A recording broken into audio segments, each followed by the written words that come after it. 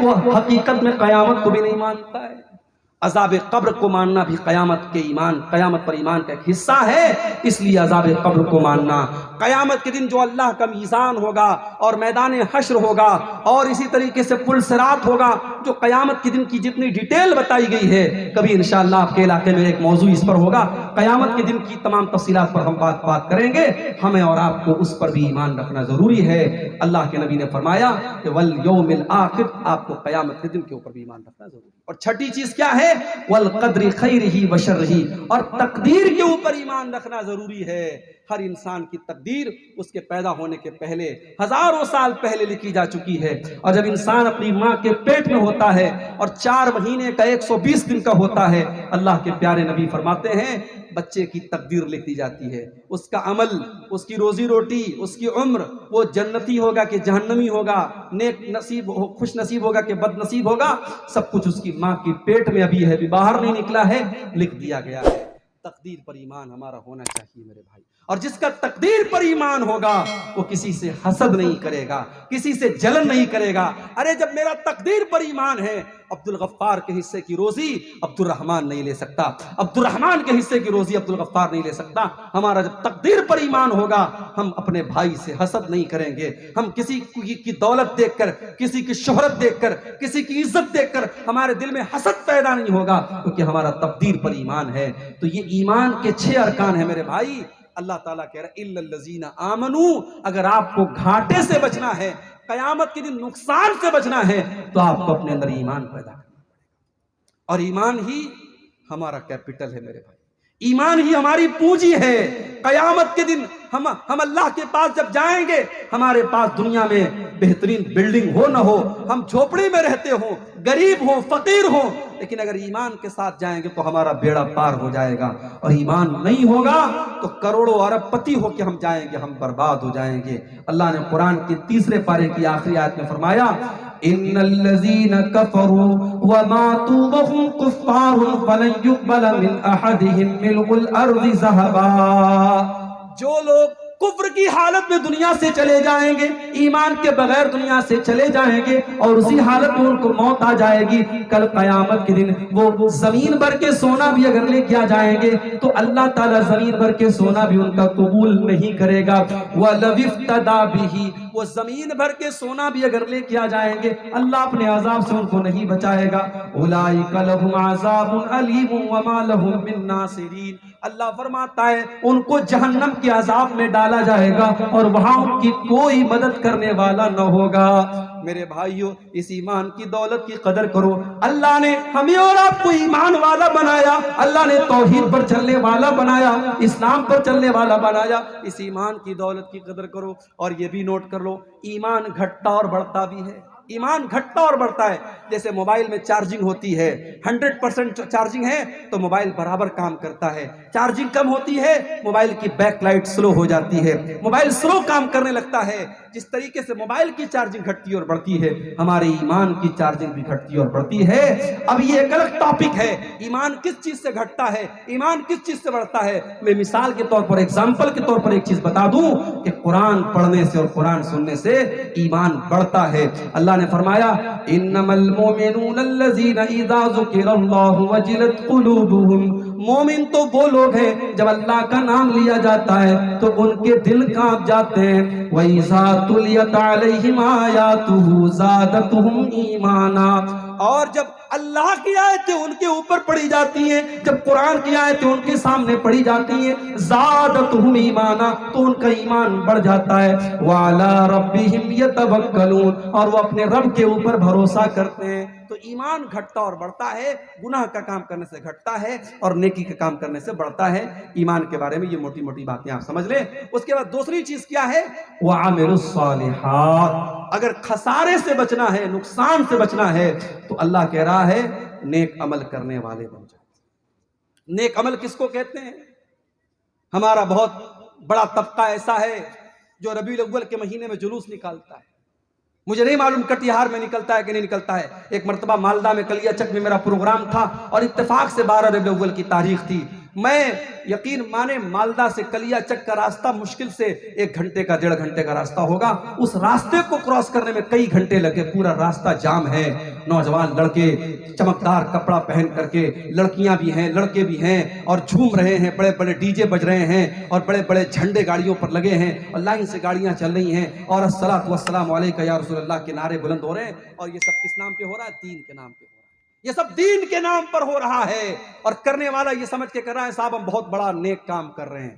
یاد رکھو میرے بھائیوں، جس کام کو دنیا والے نیک عمل کہیں وہ نیک عمل نہیں ہے، جس کو ہمارے بڑے بڑے لوگ نیک عمل کہیں وہ نیک عمل نہیں ہے۔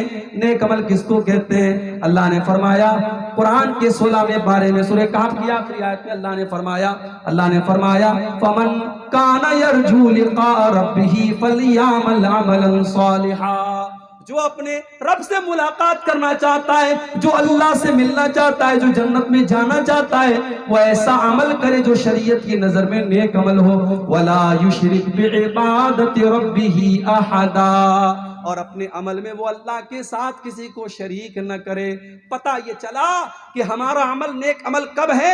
جب اس کے اندر 2 چیزیں پائی جائیں، نمبر 1 ہمارا عمل قرآن و حدیث کے مطابق ہو، اور نمبر 2 اس میں ہم اللہ کے سوا کسی اور کو شریک نہ کریں۔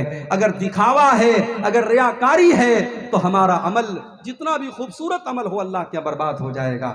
میرے بھائیوں، اس لیے ہم بدعت کے بھی خلاف ہیں اور شرک کے بھی خلاف ہیں۔ وعمل الصالحات میں دونوں کا رد ہے، ہمیں نیک عمل کرنا ہے، ہمیں وہ عمل کرنا ہے جو خالص اللہ کے لیے کیا گیا ہو، اور وہ عمل کرنا ہے جس پر اللہ کے پیارے نبی کی مہر لگی ہے۔ 2:30 بجے ختم کرنا ہے۔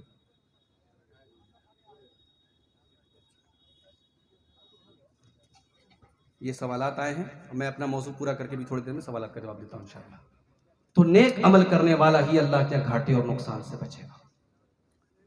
اچھا، اب ایک بات اور ہے کہ بھائی اگر کوئی انسان بدعت کر رہا ہے، نبی کی محبت کے نام پہ کر رہا ہے، تو کل قیامت کے دن اس کا انجام کیا ہوگا؟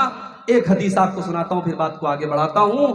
قیامت کے دن اللہ کے نبی اپنی امت کے لوگوں کو کوثر کا پانی پلائیں گے۔ اب یہ کوثر کا پانی کیسا ہوگا؟ بس آپ اتنا سمجھ لیجئے کہ جو کوثر کا جام پی لے گا اس کو پھر کبھی پیاس نہیں لگے گی، اور اللہ کے نبی اپنے ہاتھوں سے ہمیں اور آپ کو کوثر کا جام انشاءاللہ پلائیں گے۔ دعا کیجئے اللہ ہمیں اپنے نبی کے ہاتھوں جام کوثر نصیب فرمائے، آمین۔ لیکن یہ کوثر کا جام بدعتیوں کو نصیب نہیں ہوگا۔ صحیح مسلم کی روایت ہے، اللہ کے پیارے نبی اپنی امت کے کچھ لوگوں کو جب کوثر کا جام پلانے لگیں گے تو فرشتے روک دیں گے، فرشتے کہیں گے اللہ کے نبی آپ ان کو پانی نہیں پلا سکتے، کوثر نہیں پلا سکتے۔ اللہ کے نبی فرمائیں گے یہ تو میری امت کے لوگ ہیں، یہ تو میرے ماننے والے لوگ ہیں، یہ تو میرا کلمہ پڑھنے والے لوگ ہیں، میرا نام لینے والے لوگ ہیں۔ فرشتے کہیں گے انک لا تدری ما احدثوا بعدک، اے محمد صلی اللہ علیہ وسلم آپ نہیں جانتے انہوں نے آپ کے بعد دین میں کون کون سے نئے نئے کام نکالے ہیں، انہوں نے دین میں کتنی بدعت و خرافات نکالی ہیں آپ نہیں جانتے۔ اس کا مطلب یہ ہوا کہ بدعتی قیامت کے دن دھتکار دیا جائے گا، اسے نبی کے ہاتھوں کوثر کا جام بھی نصیب نہیں ہوگا۔ اس لیے میرے بھائیوں اللہ سے دعا کرو اللہ ہمیں بدعت و خرافات سے محفوظ رکھے۔ الا الذین آمنوا وعملوا الصالحات، اور تیسری چیز کیا ہے؟ وتواصوا بالحق، اور نیک عمل کرنے کے بعد اس شریعت کی اس دین کے بارے میں دوسروں کو بتانا بھی ضروری ہے۔ اللہ نے اگر آپ کو توحید پر بنایا ہے، آپ کا کوئی بھائی شرک کر رہا ہے، آپ کا کوئی بھائی بدعت کر رہا ہے، آپ کا کوئی بھائی کوئی غلط کام کر رہا ہے، آپ کی ذمہ داری صرف اپنے آپ کو بچانا نہیں ہے، اپنے تمام بھائیوں کو بچانا ہے۔ آپ کو اللہ نے توحید کی ٹارچ دی ہے، اس ٹارچ کی روشنی میں آپ کو اپنی منزل تک جانا ہے، اور جس کو آپ بچا سکتے ہیں اس کو بچانا ہے۔ میری ماں بہنوں آپ کا بھی یہ کام ہے، آپ دوسروں کو، آپ اپنی بھی حفاظت کریں، اپنے ایمان کی بھی حفاظت کریں، اور دوسروں کو کوئی غلط کام کرتے ہوئے دیکھیں تو ان کو سمجھائیں۔ اللہ نے فرمایا والمؤمنون والمؤمنات بعضهم اولیاء بعض، مومن مرد اور مومن عورتیں ایک دوسرے کے مددگار ہوتے ہیں۔ یأمرون بالمعروف، وہ نیکیوں کا حکم دیتے ہیں، وینہون عن المنکر، اور برائیوں سے روکتے ہیں۔ نیکی کا حکم دینا اور برائی سے روکنا یہ صرف مولوی لوگوں کا کام نہیں ہے، آپ کا ہم سب کا کام ہے۔ کوئی برائی دیکھیں، اگر زبان سے روک سکتے زبان سے روکیں، ہاتھ سے روک سکتے ہاتھ سے روکیں، ہاتھ سے نہیں روک سکتے زبان سے روک سکتے زبان سے روکیں، زبان سے بھی نہیں روک سکتے تو کم سے کم دل میں برا جانیں، اور یہ ایمان کا سب سے کمزور حصہ ہے۔ تو حق بات کی تبلیغ کرنا اور حق بات کو ایک دوسرے تک پہنچانا یہ بھی بہت ضروری کام ہے۔ مگر ایک بات یہاں پہ سمجھ لیجیے، جب آپ حق بات بتائیں گے تو کچھ لوگ آپ کے خلاف بھی ہو جائیں گے، آپ کے کچھ دوست آپ سے دشمنی بھی کرنے لگیں گے، تو صبر بھی کرنا پڑے گا۔ اس لیے آگے اللہ نے فرمایا وَتَوَاصَوْا بِالصَّبْرِ، جب حق بات کی تبلیغ کرو گے تو صبر بھی کرنا پڑے گا۔ تو جب تم حق بات دوسروں کو بتاؤ تو صبر کی تلقین بھی کرو، خود بھی صبر کرو، سامنے والے سے کہو کہ دیکھو بھائی یہ دین کا معاملہ ہے، تم کو صبر سے کام لینا پڑے گا۔ میرے بھائیوں، اور آج کے دور میں تو ہمیں قدم قدم پہ صبر کی ضرورت پڑے گی۔ میری پیاری ماں بہنوں، مارکیٹ میں چلی جاؤ، بازار میں چلی جاؤ، جب آپ پردے میں اور نقاب میں نکلو گی تو گھورنے والے آپ کو گھوریں گے اور تانا مارنے والے آپ کو تانا ماریں گے۔ اتنے تانے ایک بے حیا اور بدچلن لڑکی کو نہیں سننے پڑیں گے، اپنے جسم کی نمائش کرنے والی عورتوں کو لوگ سر اور آنکھوں پر بٹھائیں گے، ان کی تعریف کریں گے، اور نقاب پوش اور باپردہ عورت کو لوگ گالیاں دیں گے۔ میری پیاری بہن، آپ کو وہاں پہ صبر سے کام لینا پڑے گا۔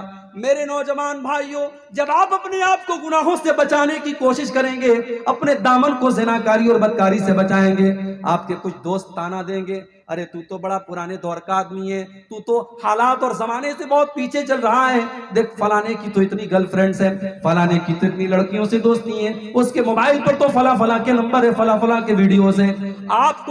آپ کو صحیح راستے پر چلتا ہوا دیکھ کر بھی لوگ آپ کو تانے ماریں گے اور آپ کو برا بھلا کہیں گے، اس وقت بھی آپ کو صبر کی ضرورت پڑے گی۔ وَتَوَاصَوْا بِالصَّبْرِ، آپ کو وہاں پر بھی اللہ کے دین پر قائم رہنا پڑے گا اور صبر سے کام لینا پڑے گا۔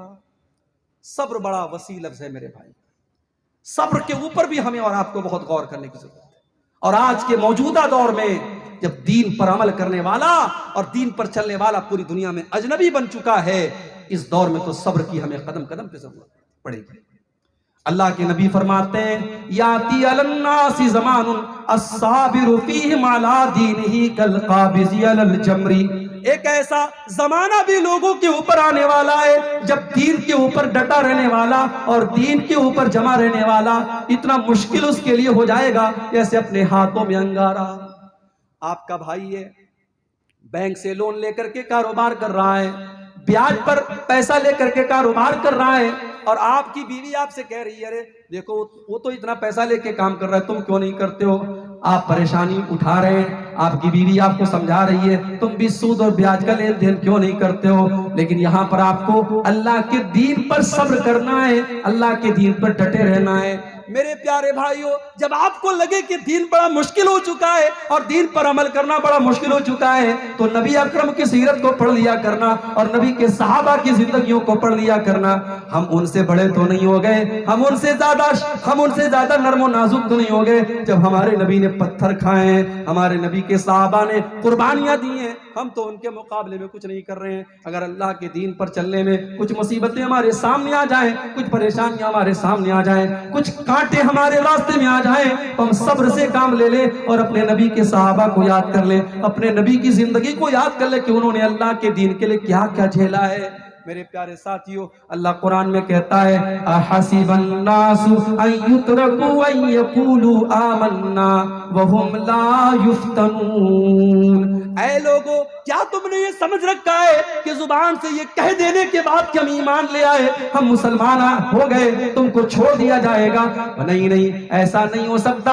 جب تم ایمان لائے ہو تو تمہیں آزمایا جائے گا، تمہیں امتحان میں ڈالا جائے گا اور قدم قدم پر تمہارے راستے میں پریشانیاں آئیں گی۔ علامہ اقبال کہتے ہیں یہ شہادت گہے الفت میں قدم رکھنا ہے، یہ شہادت گہے الفت میں قدم رکھنا ہے، لوگ آسان سمجھتے ہیں مسلمان ہونا۔ میرے بھائیوں، یہ دین کا راستہ ہے، یہاں خواہشات کی قربانیاں تو آپ کو دینی پڑے گی، یہاں لوگوں کے تانے بھی آپ کو سننے پڑیں گے، یہاں زندگی کی بہت ساری سہولتوں سے اپنے آپ کو محروم کرنا پڑے گا۔ مگر ایک بات کا خیال رکھنا پڑے گا، جو اللہ کی نظر میں جائز ہے، جو رسول کی نظر میں جائز ہے، جو قرآن و سنت میں جائز ہے، ہمیں جائز کی لمٹ میں رہنا ہے، ہمیں ناجائز کی طرف نہیں جانا ہے۔ اور جس چیز کے بارے میں ڈاؤٹ ہو جائے، پتہ نہیں یہ حلال ہے کہ حرام ہے، پتہ نہیں یہ جائز ہے کہ ناجائز ہے، اس سے بھی اپنے آپ کو بچا کے رکھنا ہے۔ اللہ کے پیارے نبی فرماتے ہیں الحلال بین والحرام بین وبینہما امور مشتبہات۔ اے میری امت کے لوگوں، حلال بالکل کلیئر ہے اور حرام بالکل کلیئر ہے، اور حلال اور حرام کے بیچ میں کچھ چیزیں ایسی ہیں جو ڈاؤٹ والی ہیں، جو شک والی ہیں، تو جو ان سے اپنے آپ کو بچا لے گا فقد استبرأ لدینہ وعرضہ، اس نے اپنے دین کو بچا لیا، اپنی آبرو کو بچا لیا۔ بچا لو اپنے آپ کو، صبر سے کام لو میرے بھائی، اس دور میں صبر کی ضرورت پڑے گی۔ اور صبر جو ہوتا ہے وہ 3 طریقے کا ہوتا ہے، اس کو نوٹ کر لو، کہیں دماغ کے کسی کونے میں بٹھا لو۔ صبر کیا ہوتا ہے؟ 3 طریقے کا ہوتا ہے۔ الصبر علی المأمور، الصبر عن المحظور، الصبر علی المقدور۔ ایک ہوتا ہے اللہ کے حکم پر صبر کرنا، نماز پڑھنا ہے، صبح 4:30 بجے فجر کی اذان ہو رہی ہے، سردی کا موسم ہے، ٹھنڈا پانی ہے، رضائی میں کمبل میں ہم لیٹے ہوئے ہیں، اور مؤذن کی آواز آتی ہے الصلاۃ خیر من النوم، نماز نیند سے بہتر ہے۔ مؤذن کی آواز آپ نے سنی، سردی کی پرواہ نہ کی، رضائی کی پرواہ نہ کی، اپنی نیند کی پرواہ نہ کی، اپنے بستر کو چھوڑا، ٹھنڈے ٹھنڈے پانی سے وضو کیا اور آ کر کے 2 رکعت سنت پڑھی اور 2 رکعت فرض پڑھی۔ میرے بھائیوں، سردی میں، گرمی میں، بارش میں، ہر موسم میں نماز پر ڈٹے رہے، اس کو کہتے ہیں صبر علی المامور، اللہ کے حکم پر صبر کرتے رہنا، ڈٹے رہنا، جمے رہنا۔ اور صبر کی دوسری قسم ہے الصبر عن المحظور، کہ گناہوں سے اپنے آپ کو بچا لینا۔ گناہ کا موقع مل رہا ہے، زنا کا موقع مل رہا ہے، شراب پینے کا موقع مل رہا ہے، مگر اپنے دامن کو بچا لیا جائے، اپنے دامن کو حرام کام سے بچا لیا جائے، یہ بھی صبر ہے۔ اسی لیے اللہ کے نبی فرماتے ہیں وَرَجُلٌ دَعَتْهُ امْرَأَةٌ ذَاتُ مَنْصَبٍ وَجَمَالٍ، قیامت کے دن وہ انسان بھی اللہ کے عرش کا سایہ پائے گا جس کو کوئی خوبصورت عورت اور پیسے والی عورت گناہ کی دعوت دے اور وہ یہ کہہ کے ٹکرا دے انی اخاف اللہ، میں اللہ سے ڈرتا ہوں، میرے دل میں اللہ کا خوف ہے، اور یہ کہہ کر کے وہ اپنے دامن کو زنا سے بچا لے، اللہ کے نبی کہتے ہیں اس متقی انسان کو قیامت کے دن اللہ کے عرش کا سایہ ملے گا۔ آج تو ہمارا نوجوان موقع تلاش کرتا ہے گناہ کرنے کا، جس کو گناہ کا موقع ملے اور وہ اپنے آپ کو بچا لے، میرے بھائی وہ الصبر عن المحظور، حرام کام کے اوپر صبر کرتا ہے۔ اور تیسری صبر کی قسم ہے الصبر علی المقدور، کوئی مصیبت آ گئی، بچے کا انتقال ہو گیا، باپ کا انتقال ہو گیا، ماں مر گئی، کوئی ایکسیڈنٹ ہو گیا، کوئی حادثہ ہو گیا، اس مصیبت میں اپنے آپ کو کنٹرول کرنا اور کوئی ایسی بات منہ سے نہ نکالنا جو اللہ کو ناراض کرے، یہ بھی صبر ہے۔ اور اس کی اگر مثال دیکھنا ہے، اپنے نبی کی زندگی دیکھو میرے بھائی، اللہ کے نبی کی وفات سے کچھ سال پہلے آپ کو بیٹا پیدا ہوا، آپ کو بیٹے کی بڑی خواہش تھی، لیکن جو بھی بیٹے پیدا ہوئے سب بچپن میں انتقال کر گئے۔ آپ کو آخری بیٹا حضرت ماریا کے پیٹ سے پیدا ہوا، آپ کے انتقال کے 3-4 سال پہلے یہ بیٹا پیدا ہوا، آپ نے بڑے لاڈو پیار سے اس بچے کا نام اپنے باپ ابراہیم کے نام پہ رکھا، اور بیٹا عرب کے دستور کے مطابق آپ نے دیہات میں اس کو پرورش کے لیے، دودھ پینے کے لیے بھیجا۔ ابھی وہ بچہ 1.5 سال کا ہے، آپ کے پاس خبر آئی کہ ابراہیم بہت بیمار ہے، بہت سیریس حالت میں۔